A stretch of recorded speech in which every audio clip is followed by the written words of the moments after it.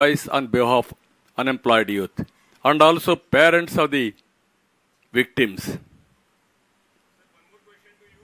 Many properties have been mortgaged by the AP government. What would you like to say about that? No, only leftover tomorrow, AP should be mortgaged or he will sell away Andhra Pradesh. Now already bankrupt. Debt is 12 lakh crores. Nobody is giving money. Now he is mortgaging MRO office, health center, Raitu Bazaar, all these offices. Now, even for future liquor income, prospective income of liquor is mortgaging. You can imagine. He is a blatant liar. And also what he say, he won't abide even one sentence of it. Earlier he told very clearly, I will prohibition I will go first, then only I will come and vote your vote, ask your vote. Today, he borrowed 25,000 crores by pledging the future income. Can you believe this type of people? What is the right he is having, I am asking.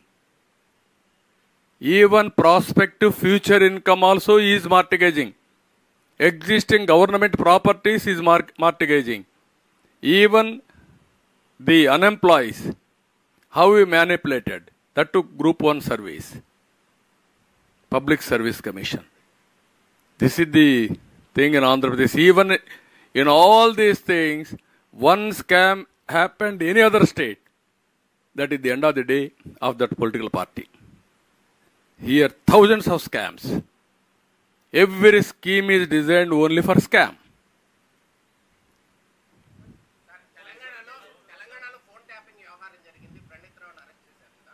గతంలో కూడా మన రాష్ట్రంలో కూడా ఇక్కడ కూడా phone tapping జరిగిందని గతంలో కూడా ఇప్పుడు కూడా జరుగుతూనే ఉన్నాయి. విచారణ కోరే అవకాశం ఉంది. డెఫినెట్గా అడుగుతాం కానీ ఇప్పుడు కూడా మీ ఫోన్ నా ఫోన్ సేఫ్ అని మీరు అనుకుంటున్నారా? దుర్మార్గులు ఎన్ని చేస్తున్నారో అన్ని చేస్తున్నారు. మనం అందరం ఎంత భయంగా బతుకుతున్నాం ఇక్కడ ఈ స్టేట్లో.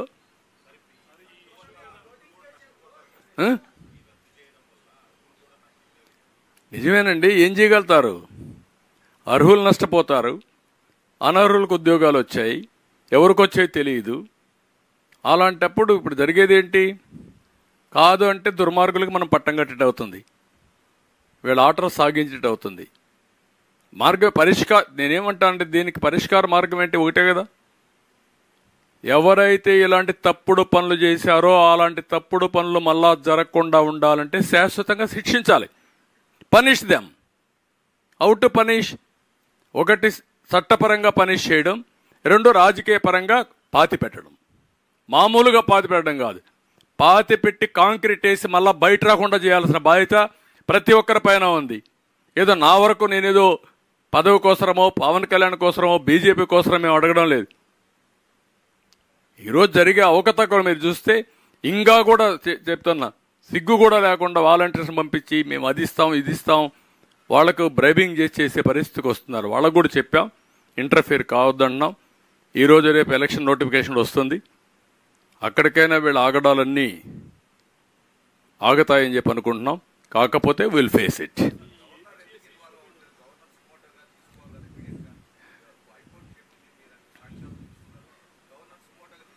తీసుకోవాలి. అందుకే రేపు వెళ్తాం, మేము కూడా గవర్నర్ దగ్గరికి వెళ్తాం, ఆయనకు కూడా చెప్తాం. అంటే వీళ్ళు ఏం చెప్తారో, నేను బాగా బ్రహ్మాండంగా చేశాను, జడ్జెస్కి వాళ్ళకి తెలియదు న్యాయం చెప్పడం, నేను రాసిస్తే వాళ్ళు అదే చదివితే వాళ్ళు న్యాయం బ్రహ్మాండంగా చేసిన వాళ్ళు అవుతారు, కాబట్టి ఇక్కడ హైకోర్టు లాభం లేదు, నేను సుప్రీంకోర్టుకి పోతానంటాడు. ఎక్కడికి పోతున్నాం మనం? దీనికి పనిష్మెంట్ ఏంటి? ఎన్నిసార్లు కోర్టులు ముట్టుకాయలు వేశారు, ఎన్నిసార్లు కోర్టులు వాతలు పెట్టాయి. ఒక వాత పెడితే సిగ్గుండేవాడైతే రాజీనామా చేసి పారిపోతారు, నిద్ర రాదు. వీళ్ళకేముంది? సిగ్గు ఎగ్గు ఏమీ లేదు. నువ్వేం మాట్లాడు. ఇప్పుడు ఇంకొక ఆయన వస్తాడు, నన్ను బూతులు తిడతా వస్తాడు. ఆ బూతులు అర్థం చేసుకోలేకుండా ప్రజలు అందరూ ఊటే అనుకుంటున్నా, నాకు చేతగానట్టు బూతులు తిట్టలేదు. ఆ వల్గర్ లాంగ్వేజ్ నాకు రాదు, కఠినంగా మాట్లాడతాను, గట్టిగా ఉంటాను తప్ప ఇలాంటి తప్పుడు పనులు చేయడం నా జీవితంలో ఎప్పుడు చేయలేదు. తప్పుడు పనులు చేసి సమర్థించుకోవడానికి బూతులు తిట్టడం అంతకంటే నాకు రాదు. అది ఫ్రస్ట్రేషన్లో చేసి అదో